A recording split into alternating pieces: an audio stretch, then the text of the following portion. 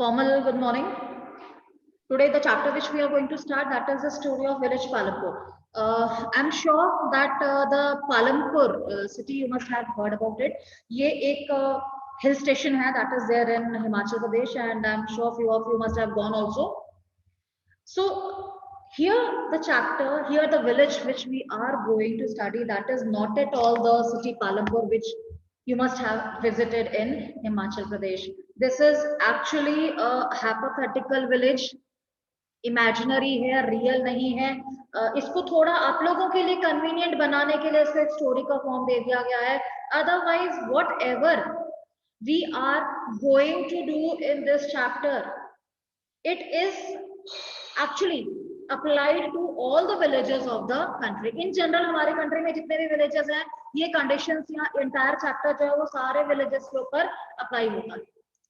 But as I said कि to make it convenient for you people, the entire chapter has been built as a story, so that I mean you people are very much familiar and it's very convenient for you people, right? So as such again I'm saying कि village Palampur it's not a real one, hypothetical है. और ये कोई भी village हो सकता है. ये पंजाब का विलेज हो सकता है, ये उत्तर प्रदेश का विलेज हो सकता है. It can be of any of the state. But as I said कि this village, whatever we are talking about this village, it means we are talking about all the villages of the country in general. ठीक है, जो भी conditions यहाँ पर है वो पूरी कंट्री के जितने भी विलेजेस हैं उस पे एज इट इज अप्लाई होती है. हाँ, यहाँ पर थोड़ी सी टर्म्स या थोड़े से अगेन इमेजिनरी प्लेसेस ऐड कर दिए गए हैं. But as such, I mean, all the things are common in entire country. Right? If we talk about this village, इसके हम थोड़े से features अगर हम लोग कर लेते हैं, तो it is very 3 kilometer away from Raiganj. Again, Raiganj जो है, it is an imaginary place there. And besides this, the nearest town to this village, it is Shahpur. ये नॉर्मली हर विलेजेस में है कि कोई ना कोई टाउन जो है वो इन विलेजेस के नियर लगता है. अब फगवाड़ा के आसपास कितने सारे विलेजेस होंगे. One village which I can name Dosanjh कला है, उसके पास जो नियरेस्ट टाउन है उसको फगवाड़ा है, राइट? तो जितने भी विलेजेस नॉर्मली हैं they are connected to one or the other town. Isolated नहीं है villages, right? These all villages, हमारी कंट्री के सारे विलेजेस जो हैं बहुत ही अच्छे से कनेक्टेड हैं to the nearby towns. They are not at all the isolated one. और अगर हम आज के विलेजेस को कंपेयर करें ना तो they are very very advanced. यहाँ पर बुक में आपको शायद कहीं पे कुछ ऐसा लगेगा कि क्या अभी भी ऐसे विलेजेस में होता है. आई मीन स्टिल कहीं ऐसे विलेजेस बैकवर्ड हैं. Yes, many are there, but अगर हम मेजोरिटी देखें तो आजकल के जो मेजोरिटी विलेजेस हैं काफी ज्यादा डेवलप्ड है. आप पंजाब में ही कई विलेजेस में चले जाओ ना तो वहां पे आपको ऐसी फैसिलिटीज कहीं नजर आएंगी जो शायद कई सिटीज में भी नजर नहीं आती. स्पेशली पंजाब में तो ये ना कि विलेजेस में मैक्सिमम तो एनआरआई है, जो those who are settled outside, तो ऑलरेडी वो उन्होंने I mean they have done much for the development of the villages. Anyhow, we will be talking about the Palampur. And the main activity is farming. जो farming है, it is not only the main activity of Palampur, it is the main activity of all the villages. चाहे north का village ले लो, चाहे south का ले लो, east west कहीं के भी villages ले लो, farming is the main activity. हाँ, इसके अलावा farming के अलावा भी बहुत सारे activities होती हैं, but basically it is a farming. Non farming activities काफी सारी होती हैं. It can be a shopkeeping, it can be a trading, it can B transportation, anything. It can be a dairy farming, small scale industries, right? आप लोगों के ना exams में भी कई बार क्वेश्चन आता है about the non farming activities, right? कि what are the non farming activities. तो बच्चे बहुत ज्यादा आप लोग कंफ्यूज हो जाते हो. सिंपल है कि the activities which are other than the farming. Farming से अलावा जो भी एक्टिविटीज हैं that are the non farming activities. Any activity other than the farming, right? तो जब भी ऐसा क्वेश्चन आता है आपने कंफ्यूज नहीं होता होना है. बहुत सिंपल क्वेश्चन होता है और कई बार ये क्वेश्चन आता है.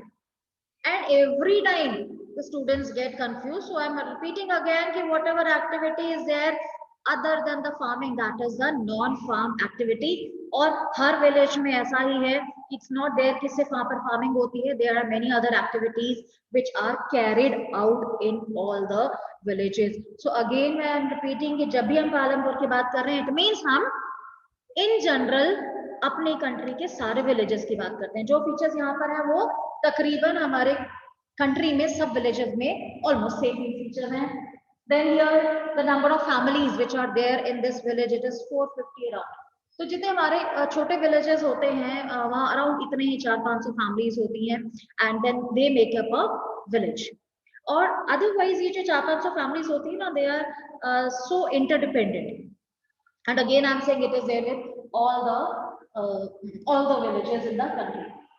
यहाँ पर दो प्राइमरी हैं और एक हाई स्कूल है, और प्राइमरी स्कूल्स नॉर्मली हमारी कंट्री में हर विलेजेस में है, राइट। गवर्नमेंट स्कूल्स होते हैं ये, और ये प्राइमरी स्कूल्स जो है तकरीबन हर विलेज में होते हैं। और समवेयर ऐसा होता है कि अगर विलेजेस बहुत छोटे हैं तो और डिस्टेंस भी कम है तो 2-3 विलेजेस मिला के एक हाई स्कूल जो है वो बना दिया जाता है, क्योंकि कई विलेजेस ऐसे होते हैं जो बहुत छोटे होते हैं, number of families is also very less, so they are clubbed together and they get a common high school। ऐसे ही हर विलेज में एक डिस्पेंसरी या प्राइमरी हेल्थ सेंटर भी होता है, सो दैट की जो छोटी मोटी कोई बीमारी है उसके लिए the people can go to these dispensaries और the primary health centres, right. So ये ओवरऑल एक यहाँ के फीचर्स हैं। प्लस इसमें कुछ और फीचर्स इफ वी ऐड कि यहाँ पे जो फार्मर्स हैं they are using the tubewells for irrigation. हमारी कंट्री में तकरीबन जो विलेजर्स हैं, जो फार्मर्स हैं, they are using the tubewell to irrigate.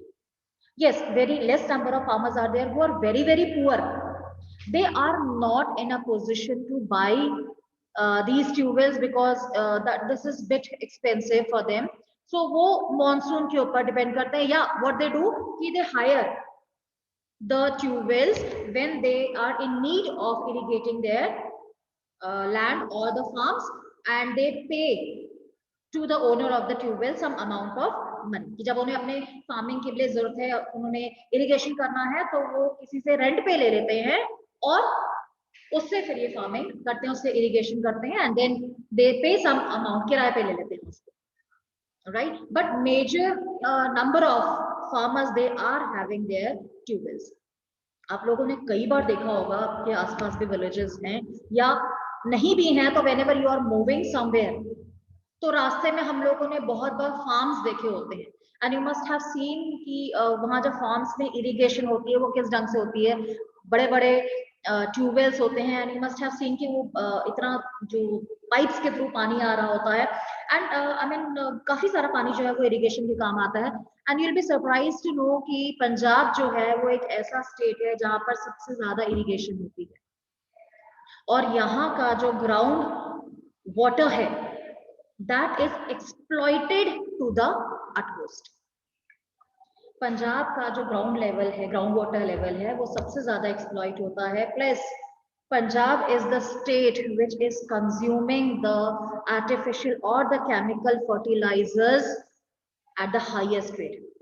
पूरी कंट्री में जो केमिकल फर्टिलाइजर्स हैं सबसे ज्यादा पंजाब में होते हैं। हम लोग बड़े खुश हो जाते हैं इस चीज से कि पंजाब में द फार्मिंग बहुत ज्यादा है, रेदर बहुत ज्यादा प्रोडक्शन होता है सो ऑन, लेकिन केमिकल फर्टिलाइजर्स भी सबसे ज्यादा यहाँ पर यूज होते हैं, सबसे ज्यादा इरिगेशन यहाँ पर होती है, सबसे ज्यादा ग्राउंड वाटर का एक्सप्लॉयटेशन जो है वो पंजाब में होता है, राइट।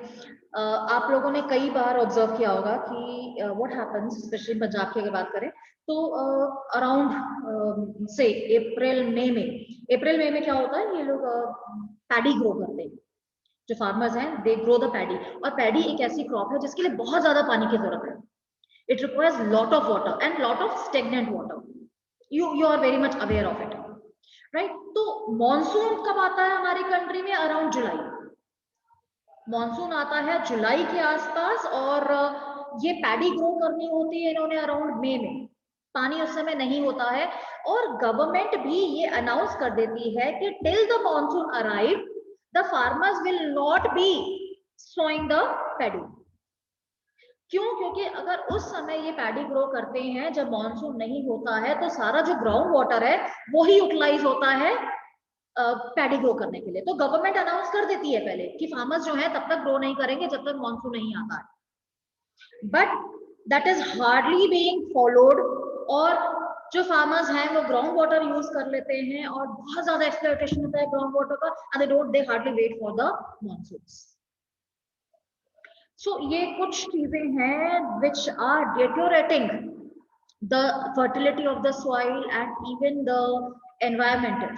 और पंजाब में तो environmental degradation जो है वो इस समय बहुत ज्यादा है. Right? Anyhow, when we are talking about the Palampur, तो overall अगर देखा जाए तो Palampur एक well developed village है. It is a very well developed village. कैसे है कि स्कूल्स भी हैं, डिस्पेंसरी भी हैं, रोड्स भी अच्छी हैं, पक्की रोड्स हैं, टाउन से कनेक्ट हो रही हैं, and the people they can easily go to and fro to the places, right. Plus electricity है, ट्यूबवेल्स है, इरिगेशन की कोई दिक्कत नहीं है, एंड हेल्थ सेंटर्स हैं. तो एक ओवरऑल ये बहुत ही डेवलप्ड विलेज है. But yes, even being so developed one, यहाँ पर भी लोगों को कैटेगराइज थोड़ा सा कर दिया जाता है. Where the people of higher caste they are living at the in the better houses, whereas the people belonging to the lower caste they are living in not so better houses, right? They are segregated. Even after being a very developed village, the people are still segregated, and you will observe that this segregation is there in almost all the villages. और again as I am saying कि यहाँ पे whatever is mention in your book की village ऐसा है जहाँ पर multiple type of modes of transport are there, and the pakka road is there, and the people are, I mean, living very happily, and it's a very advanced village. Even आप यहाँ से कभी जाएं दोसांझ कला की तरफ, because we had been there many times. जब ये main road block कर देते हैं ना कुछ ना कुछ करके फगवाड़ा, तो आई मीन आप लोगों को थोड़ा उस विलेज में से ही होके जाना पड़ता है. तो देयर वी हैड ऑब्जर्व कि कई, जैसे आपके बुक में मेंशन है कि कितनी सारी वहाँ पे बुलक कार्ड्स हैं, टोंगास, क्या टोंगा तो यहाँ पर नहीं होते हैं, बुलक कार्ड्स हैं, या आई मीन ट्रैक्टर्स हैं एंड जीप्स हैं. ये सारे के सारे जो मोड्स ऑफ ट्रांसपोर्ट है दैट आर देयर. तो हम भी जब इस तरफ से जाओगे अगर आप कभी आप, तो यू विल फाइंड कि दोनों तरफ फार्म्स हैं, सिंगल रोड है, अच्छी रोड है, पक्की रोड है, कनेक्ट कर रही है इस टाउन को, फगवाड़ा को उस विलेज से, या उस विलेज को फगवाड़ा से कनेक्ट कर रही है, राइट. और जब आप वहां पर जाएंगे तो there also you will observe कि इरिगेशन के लिए वहां पे भी ट्यूबवेल्स का इस्तेमाल हो रहा है, और एक वेल डेवलप्ड आपको वो नजर आता है विलेज. प्रॉपर विलेज नहीं, अगर आप वे टू विलेज जो है वो भी एक आपको डेवलप नजर आता है. तो ऐसा जो पालमपुर में है वो सब जगह है. हम बेटर ये है कि हम जब पालमपुर की बात करें, हम पंजाब के विलेजेस के साथ उसको कोरिलेट कर सकते हैं. Why? Because you must have seen the villages of Punjab. आप यहाँ से अमृतसर की तरफ भी जाते हैं ना, तभी आपको रास्ते में कई सारे ऐसे विलेजेस नजर आएंगे, आपको कई सारी ऐसी एक्टिविटीज नजर आएंगी which are mentioned in your book.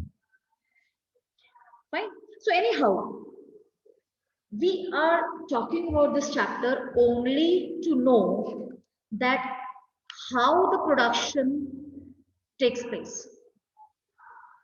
किसी भी चीज का प्रोडक्शन जो है वो कैसे होता है, क्या चीजें रिक्वायर्ड हैं कि हम किसी चीज को प्रोड्यूस कर पाए, that is the gist of your chapter, right. अगर मैं आपसे एक छोटा सा एक सवाल पूछती हूँ कि आप लोग घर में अभी जब लॉकडाउन था तो you people must have cooked so many of the things, even I also did. So उसमें क्या था कि कुछ भी आप कुक कर रहे हो तो आपको क्या क्या चीजों की जरूरत पड़ रही थी, right? I will be just asking you. So we have just taken a very small example of chapati, where all these things, the natural resource was there, you yourself was the labor, you had the equipments to make, and finally we had that person who has bought all these things for us, right? So these are all the things which are required for any of the production. हालांकि यहाँ पे हमने produce कुछ नहीं किया, हमने सिर्फ convert ही की ये चीजें, right? So any of the production requires all these four things which we call land, labor, capital and entrepreneur. Entrepreneur or organizer, that person which organizes all the other things, say land, labor and capital. जिसे हम organiser कह रहे हैं, entrepreneur कह रहे हैं, आज के टाइम पे that person is called the human capital, right? And whatever things we have discussed which are required for production, उसे हम कहते हैं factors of production. We call it factors of production.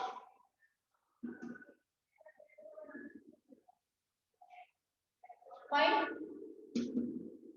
So in factors of production के around the entire chapter is going to revolve. Your entire chapter is going to revolve around the factors of production. And there are 4 factors of production.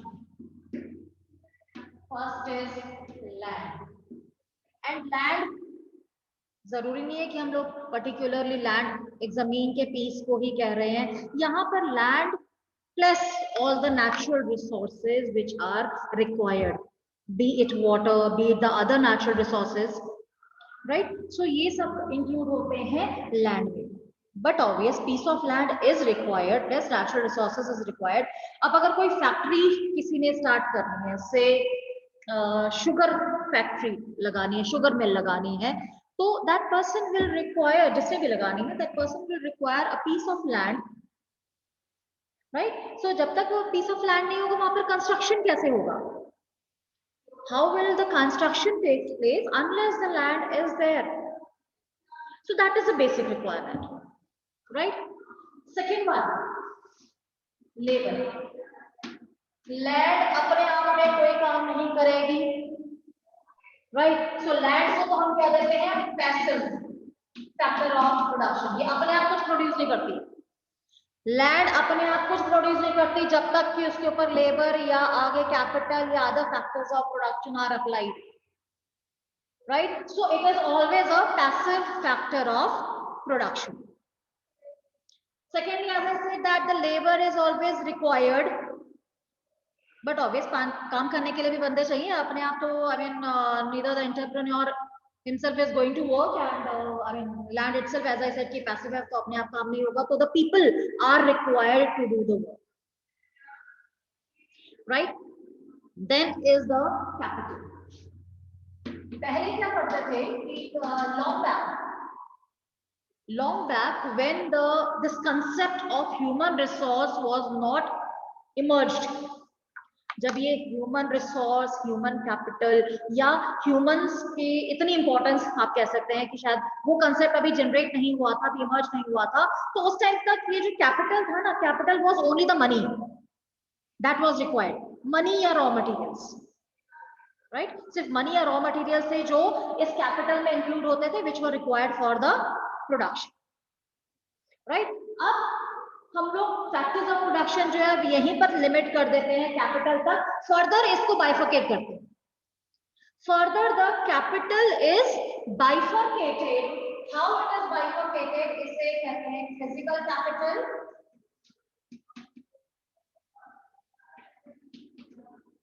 And human capital. Human capital जो मैंने आपको बताया था, organiser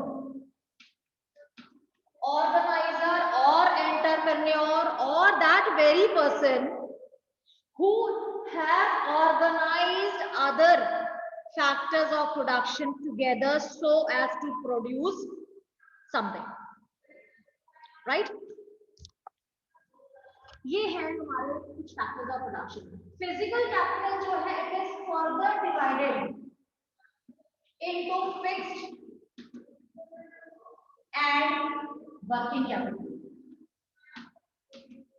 जब आपने चपाती बनाई थी तो आपके पास कुछ चीजें ऐसी थी जो आपको मार्केट से नहीं लानी पड़ रही थी, because you are having it at your home and since long you are using it and in future also you are going to use it. Exhaust नहीं होगी.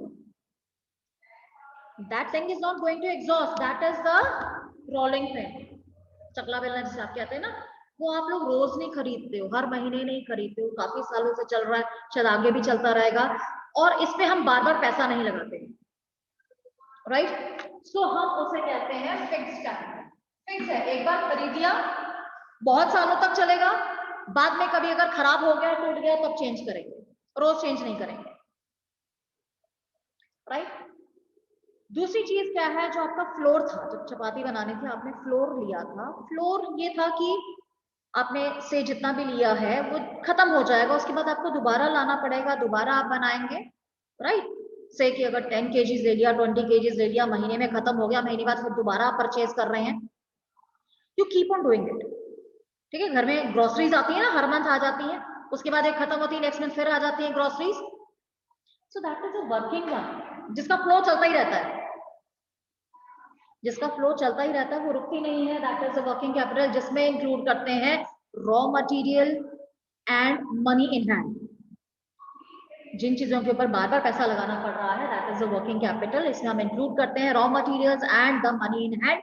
whereas the fixed one is the technology and equipments which once we have bought and we are not going to change it in the near future, right? So I will wind it up today's lecture here, and in tomorrow's class we will be discussing about all these factors of production in very detail.